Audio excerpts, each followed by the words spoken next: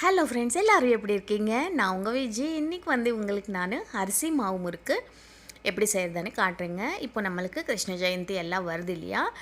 நம்ம பசங்களுக்கும் ஈவினிங் ஸ்நாக்ஸாக இந்த மாதிரி வீட்டிலவே ஸ்நாக்ஸ் செஞ்சு கொடுத்தா அவங்க ரொம்ப விரும்பி சாப்பிடுவாங்க. அதே மாதிரி ரொம்ப ஹெல்த்தியாகவும் இருக்கும். செய்கிறதும் ரொம்ப ரொம்ப ஈஸி. இது அவ்வளோ ஈஸியாக செஞ்சிடலாம். பாருங்கள், நல்லா முறுமுறுன்னு எப்படி வந்திருக்கு. நல்லா இது ஒரு மாதம் வரைக்கும் நம்ம கெடாமல் ஒரு டப்பாவில் வச்சு போட்டு வச்சோன்னா பசங்க ஈவினிங் வந்ததுக்கப்புறம் ஒரு காஃபி ஒரு டீ கூட இந்த முறுக்கும் கொடுத்தோன்னா விரும்பி சாப்பிடுவாங்க. இப்போ நம்ம ஒரு பவுலில் 2 கப் அரிசி மாவு எடுத்துக்கலாம். இந்த மெஷர்மெண்ட் எப்படின்னா, எந்த பவுலில் நீங்கள் அரிசி மாவு எடுக்கிறீங்களோ அதே பவுலில் 1 கப் கடலை மாவு சேர்த்துக்கோங்க.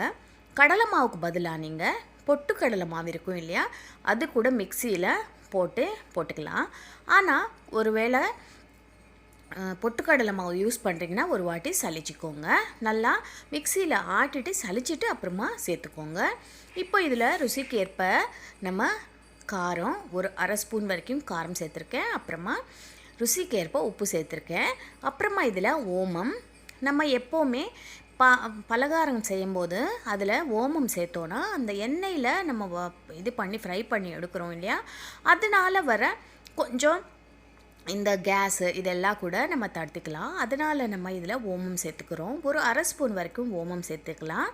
அப்புறமா இதில் நம்ம ஜீரகம் சேர்த்துக்கலாம். ஜீரகம் ஒரு அரை ஸ்பூன் வரைக்கும் சேர்த்துக்கலாம். அப்புறமா எள்ளு கருப்பு எள்ளு வேணால் எடுத்துக்கலாம், வெள்ளை எள்ளு வேணால் எடுத்துக்கலாம், எது வேணாலும் எடுத்துக்கலாம். இது 1 ஸ்பூன் சேர்த்துக்கோங்க. இப்போ இதில் நம்ம என்ன பண்ண போகிறோன்னா, சூடான எண்ணெய் நல்லா சூடு பண்ணிக்கோங்க. எண்ணெய் ஒரு 2 ஸ்பூன் எண்ணெய் போதும். நம்ம ஃப்ரை பண்ணுறதுக்கு வச்சுருப்போம் இல்லையா, அந்த எண்ணெய் கூட ஒரு 2 ஸ்பூன் எடுத்து இதில் சேர்த்துக்கலாம். இப்போ பார்த்திங்கன்னா நம்ம மாவு ஃபுல்லாக எல்லாமே உப்பு காரம் எல்லாம் நல்லா மிக்ஸ் பண்ணிட்டோம். இப்போ இதில் சூடான எண்ணெய் ஒரு 2 ஸ்பூன் சேர்த்துக்கலாம். சேர்த்துட்டு ஃபஸ்ட் இது மிக்ஸ் பண்ணிக்கோங்க. இந்த மாவில் இந்த எண்ணெய் நல்லா மிக்ஸ் பண்ணிக்கோங்க. மிக்ஸ் பண்ணதுக்கப்புறம் இது நம்மளுக்கு உருண்டை பிடிக்கிற மாதிரி ஒரு கன்சிஸ்டன்சிக்கு வரும். பாருங்கள், ஒரு 2 ஸ்பூன் மட்டும் சேர்த்தா போதும். இந்த மாதிரி கன்சிஸ்டன்சியில் மாவு வரும். இப்போ நம்ம என்ன பண்ணுறோன்னா, 1 கப்பு தண்ணி.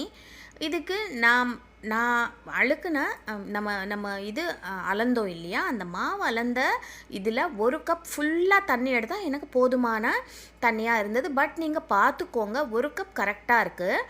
நீங்கள் மாவு கொஞ்சம் வித்தியாசமாக இருக்கும் இல்லையா, நம்ம ஒரு மாவு ஒரு இதில் இருக்கும். பட் 1 கப் தண்ணி கரெக்டாக தான் இருக்கும். நீங்கள் கொஞ்சம் ஒரு அரை ஸ்பூன் 1/4 ஸ்பூன் தண்ணி கொஞ்சம் கூட சேர்த்துக்கலாம்.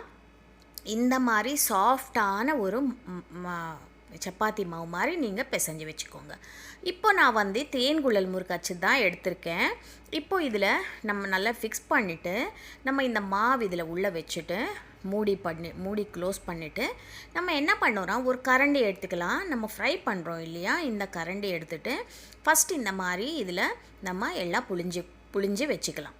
ஏன்னா நம்ம டைரெக்டாக எண்ணெயில் போட்டோன்னா சில டைமு அந்த ஷேப் கரெக்டாக வராது, இல்லைன்னா நம்மளுக்கு அந்த எண்ணெய் கையில் கூட படுறதுக்கு சான்ஸ் இருக்குது இல்லையா. அதனால் ஒரு சேஃப்டிக்கு நம்ம கரண்டியில் ஃபஸ்ட்டு புழிஞ்சிட்டு அப்புறமா சூடான எண்ணெயில் சேர்த்துக்கோங்க. இந்த எண்ணெய் என்னென்னா மீடியம் ஃப்ளேமில் இருக்கணும். ஹைலவும் இருக்கக்கூடாது, லோலவும் இருக்கக்கூடாது. மீடியம் ஃப்ளேமில் இருந்தால் தான் இந்த முறுக்கு நல்லா முறுமுறுன்னு வரும். இப்போ பாருங்கள், அந்த சலசலப்பு நிறைய இருக்குது பாருங்கள். அந்த பபிள்ஸாக வருது இல்லையா, அதெல்லாம் நம்மளுக்கு சப்சைட் ஆகிடும். அப்போ தான் இந்த முறுக்கு ரெடி ஆகும். நம்மளுக்கு அது ஒரு சிக்னல் தாங்க. நம்ம என்ன பண்ணலாம், இப்போ பார்த்திங்கன்னா அந்த சலசலப்பே இல்லை. முறுக்கும் நம்மளுக்கு நல்ல கோல்டன் ப்ரௌன் கலர் வந்துடுச்சு. இப்போ எல்லா முறுக்கும் எடுத்துகிட்டு ஒரு நல்லா ஆறுனதுக்கப்புறம் ஒரு ஏர்டைட் கண்டெய்னரில் வச்சுக்கலாம். இது ஒரு மாதமானாலும் கெடாமல் சூப்பராக இருக்கும்.